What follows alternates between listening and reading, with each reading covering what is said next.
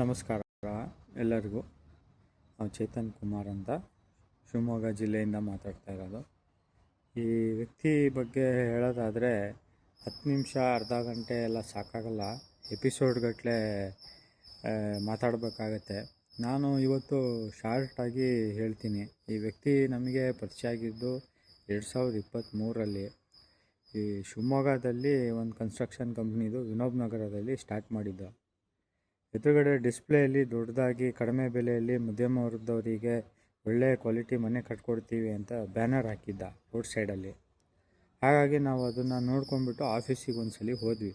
First time ಹೋದಾಗ ಆಫೀಸಲ್ಲಿ ಇರಲಿಲ್ಲ ಈ ವ್ಯಕ್ತಿ.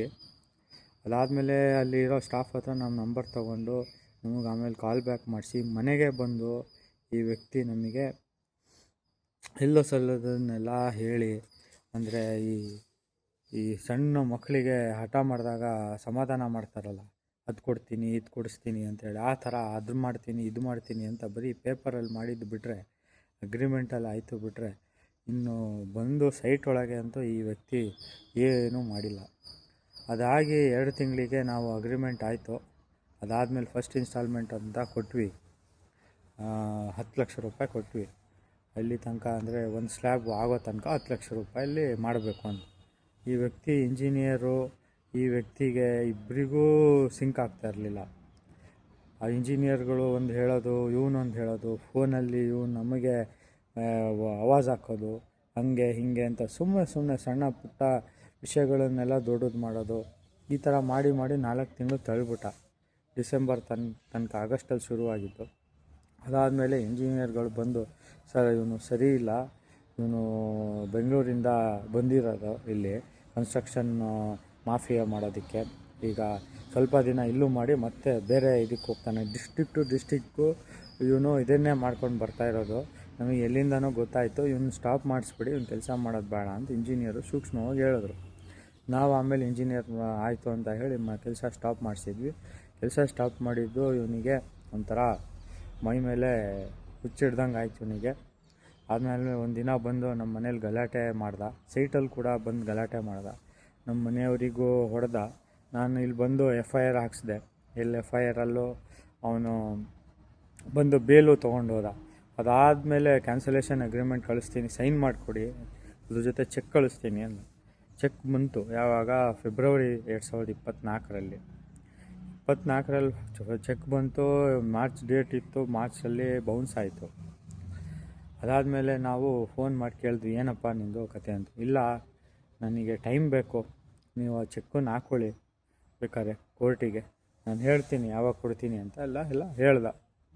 ದೊಡ್ಡದಾಗಿ ರಾಜಕಾರಣಿಗಳ ಥರ ಮಾತು ಕೊಟ್ಟ. ಅದಾದಮೇಲೆ ನಾವು ಚೆಕ್ ಹಾಕಿದ್ವಿ 2024ರಲ್ಲಿ. ಅದು ರಿಜಿಸ್ಟರ್ ಆಗೋಕ್ಕೆ 2-3 ಮಂತ್ಸ್ ಆಯಿತು NIA ಆ್ಯಕ್ಟಲ್ಲಿ. ಅದಾದಮೇಲೆ ಪ್ರತಿದಿನ ಫೋನಲ್ಲಿ ವಾಯ್ಸ್ ಮೆಸೇಜು, ವಾಟ್ಸಪ್ ಮೆಸೇಜ್ ಅಂತ ಕಳಿಸಿ ನಮಗೆ ಬೈಯೋದು, ಹಾಗೆ ನೀವು ಹಿಂಗೆ ಅಂತ ಎಲ್ಲ ಶುರು ಮಾಡ್ತಾ ಇದ್ದ.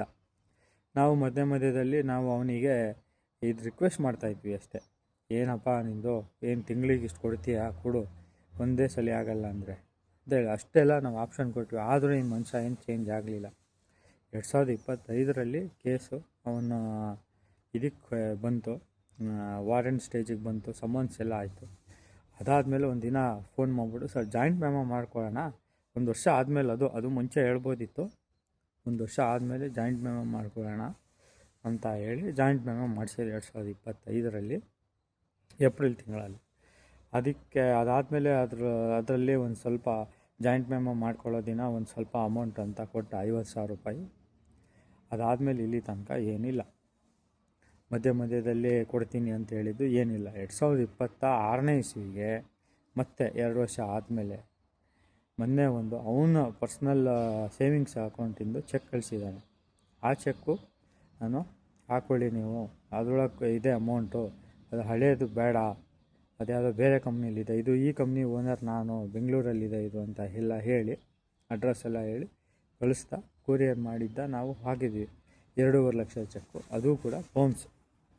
ನಾವು ಯಾಕಪ್ಪ ಬೌನ್ಸ್ ಮಾಡಿದ್ವಿ ಅಂತ ಕೇಳಕ್ಕೆ ಹೋದಾಗ, ಮಾರ್ಚ್ 16ನೇ ತಾರೀಕಲ್ಲಿ ನಾನು ನಮ್ಮ ತಾಯಿಯವರೆಲ್ಲ ಹೋದಾಗ ನಮಗೆ ಆಫೀಸಲ್ಲೆಲ್ಲ ಹೊಡೆದು, ನಮಗೆ ಇಟ್ಟಿಗೆ ಆಮೇಲೆ ಪ್ಲೈವುಡ್ ಪೀಸಲ್ಲೆಲ್ಲ ನಮ್ಮ ತಾಯಿಯವ್ರಿಗೆ ಹೊಡೆದು ನನಗೆ ಹೊಡೆದು ತುಂಬ ಒಂದು ಅರ್ಧ ದಿನ ತುಂಬ ಇದು ಮಾಡಿಬಿಟ್ಟ. ಒಂಥರ ರಾಕ್ಷಸ ವರ್ತನೆ ಅಂತಾರಲ್ಲ, ಅವನು ರಾಕ್ಷಸ ವರ್ತನೆ ಮಾಡಿ ನಾವು ಫಸ್ಟ್ ಏಡ್ಗೆ ಅಂತ ಇಮಿಡಿಯೇಟು ಅಲ್ಲೇ ಕ್ಯಾಶುವಾಲ್ಟಿಗೆ ಹೋಗಿ ಟ್ರೀಟ್ಮೆಂಟ್ ತೊಗೊಂಡು ಅಲ್ಲಿಂದ ನಮಗೆಲ್ಲರೂ ಪೊಲೀಸ್ ಸ್ಟೇಷನಿಗೆ ಹೋಗೋಣ ಅಂತೆಲ್ಲ ಹೇಳಿದ್ರು. ಪೊಲೀಸ್ ಸ್ಟೇಷನಿಗೆ ಹೋಗಿ HSR ಲೇಔಟಲ್ಲೇ ಆಗಿರೋದ್ರಿಂದ ಅಲ್ಲೇ ಕಂಪ್ಲೇಂಟ್ ಕೊಟ್ವಿ. ಅವನ ಮೇಲೆ FIR ಆಯಿತು. FIR ಆಗಿದ್ದ ದಿನವೂ ಅಷ್ಟೇ ಫೋನಲ್ಲಿ ನಮ್ಮ ತಾಯಿಯವರಿಗೆ, ನನಗೆ, ನಮ್ಮ ತಂದೆಯವರಿಗೆ ಎಲ್ಲ ಕೊಲೆ ಮಾಡ್ತೀನಿ ನಿಮ್ಮನ್ನು, ಹಾಗೆ ಹಿಂಗೆ ಎಲ್ಲ ಏನೇನು ಹೇಳಬೇಕು ಸಾಧ್ಯವಾದಷ್ಟು ಎಲ್ಲ ಹೇಳಿದ್ದಾನೆ. ಅದಾದಮೇಲೆ 3 ದಿನ ಯಾವಾಗ FIR ಆಯಿತು, ಫೋನ್ ಸ್ವಿಚ್ ಆಫು, 3 ದಿನ ಅಬ್ಸ್ಕ್ಯಾಂಡಿಂಗ್ ಈ ಮನುಷ್ಯ. 4ನೇ ದಿನ ಫೋನ್ ಮಾಡಿಬಿಟ್ಟು, ಸರ್ ನಿಮ್ಮದು ತಪ್ಪಾಯಿತು, ನಾನು ಹಿಂಗೆ ಮಾಡಬಾರ್ದಿತ್ತು, ಹಿಂಗೆ ಮಾಡಿಬಿಟ್ಟಿನಿ, ದುಡ್ಡು ಕೊಡ್ತೀನಿ ನಿಮ್ಮದು, ಹಾಗೆ ಹಿಂಗೆ ಅಂತ ಹೇಳಿ ಇದೆಲ್ಲ ಆಗಿತ್ತು ಮಾರ್ಚ್ 20ನೇ ತಾರೀಕು. ಮಾರ್ಚ್ 20 ಇವತ್ತು ಈ ವಿಡಿಯೋ ಮಾಡ್ತಾ ಇರೋದು ಜುಲೈ 17ನೇ ತಾರೀಕು. ಇಲ್ಲಿ ತನಕ ₹1 ಬಂದಿಲ್ಲ.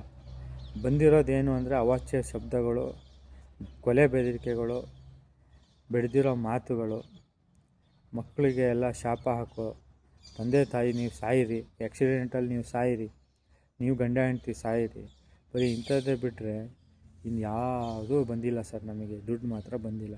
ದಯವಿಟ್ಟು ಸರ್ ಈ ಮನುಷ್ಯನಿಂದ ನಮ್ಮ ಏನು ಈ ಮಧ್ಯಮ ವರ್ಗ ಅಂತ ಏನಿದೆ, ಕಷ್ಟಪಟ್ಟು ಲೋನ್ ಮಾಡಿ ಹಣ ಕೂಡಿಸಿ ಮನೆ ಕಟ್ತಾರಲ್ಲ, ಅವ್ರಿಗೆ ಇವನಿಂದ ಒಂದು ಮುಕ್ತಿ ಸಿಗಬೇಕು ಸರ್. ಶಿವಮೊಗ್ಗ ಜಿಲ್ಲೆಯಲ್ಲೇ 6 ಕೇಸ್ ಆಗಿದೆ. ಇನ್ನು ಎಷ್ಟೋ ಜನ ಗೊತ್ತಿಲ್ಲ, ಹೊರಗಡೆ ಯಾವುದೂ ಬಂದಿಲ್ಲ. ಬೆಂಗಳೂರಲ್ಲಿ ಇಲ್ಲಿ ತನಕ 34 ಕೇಸ್ ಆಗಿದೆ. ಇದು ಒಂದೇ ಅಲ್ಲ, ಇದಲ್ಲದೆ ಇನ್ನೂ ಬೇರೆ ಹಿಂದೆ 3-4 ಕಂಪ್ನಿ ಎಲ್ಲ ಮಾಡಿಕೊಂಡು ಈಗೀಗ 5ನೇದು ಸ್ಟಾರ್ಟ್ ಮಾಡಿದ್ದಾನೆ. ಇನ್ನು ಮುಂದೆನೂ ಮಾಡ್ತಾನೆ ಇರ್ತಾನೆ. ಇಂದು ಕನ್ಸ್ಟ್ರಕ್ಷನ್ನು ಬಿಲ್ಡಿಂಗ್ ಕಂಪ್ನಿ ಅಲ್ಲ, ಕನ್ಸ್ಟ್ರಕ್ಷನ್ ಮಾಫಿಯಾ ಕಂಪ್ನಿ. ಕನ್ಸ್ಟ್ರಕ್ಷನ್ ಅನ್ನೋ ಒಂದು ಬಿಸ್ನೆಸ್ಸಲ್ಲಿ ಒಂದೇ ಸಲ ಅಮೌಂಟ್ ಬರೋದು ಇದು ಒಂದೇ ಬಿಸ್ನೆಸ್. ಬೇರೆ ಯಾವ ಬಿಸ್ನೆಸ್ಸಲ್ಲೂ ನಾವು ಒಂದೇ ಸಲ ಅಮೌಂಟ್ ಕೊಡೋಲ್ಲ, ಇಲ್ಲಾಂದರೆ ಲಕ್ಷಗಟ್ಟಲೆ ಅಮೌಂಟ್ ಕೊಡ್ತೀವಿ. ಅದು ಇವನಿಗೆ ಗೊತ್ತು ಚೆನ್ನಾಗಿ.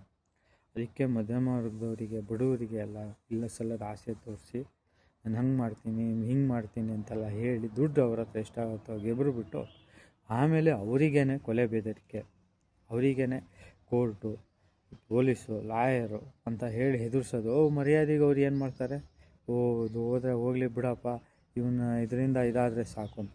ಮನೇಲಿರೋ ಹೆಣ್ಮಕ್ಳಿಗೂ ಬಿಡಲ್ಲ ಸರ್, ಅವ್ರ ಮೇಲೂ ಕೈ ಹಾಕ್ತಾನೆ ಅವನು ಅಂಥ ವ್ಯಕ್ತಿ.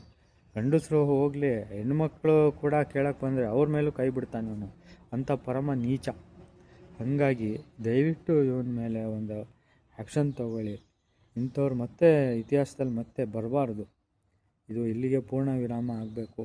ಇದರಿಂದ ಬೇರೆಯವ್ರನ್ನ ನೋಡಿ ಪಾಠ ಕಲಿಬೇಕು. ಕನ್ಸ್ಟ್ರಕ್ಷನ್ ಕಂಪ್ನಿಯವರಾಗಲಿ, ಮನೆ ಕಟ್ಟೋರಾಗಲಿ, ಇಬ್ಬರೂ ಪಾಠ ಕಲಿಬೇಕು ಅನ್ನೋದೇ ನನ್ನ ವಿನಂತಿ. ದಯವಿಟ್ಟು ಕಾನೂನು ಮೂಲಕ ನ್ಯಾಯಾಂಗ ವ್ಯವಸ್ಥೆಯಲ್ಲಿ ನನಗೆ ನಂಬಿಕೆ ಇದೆ. ದಯವಿಟ್ಟು ನಿನಗೆ ತಕ್ಕ ಒಂದು ಶಾಸ್ತಿ ಮಾಡಿ ನಮ್ಮನ್ನೆಲ್ಲರಿಗೂ ನ್ಯಾಯ ದೊರಕಿಸ್ಬೇಕು ಅಂತ ಈ ವಿಡಿಯೋ ಮೂಲಕ ನಿಮ್ಮಲ್ಲಿ ಪ್ರಾರ್ಥನೆ ಮಾಡ್ತಾಯಿದ್ದೀನಿ. ನಮಸ್ಕಾರ.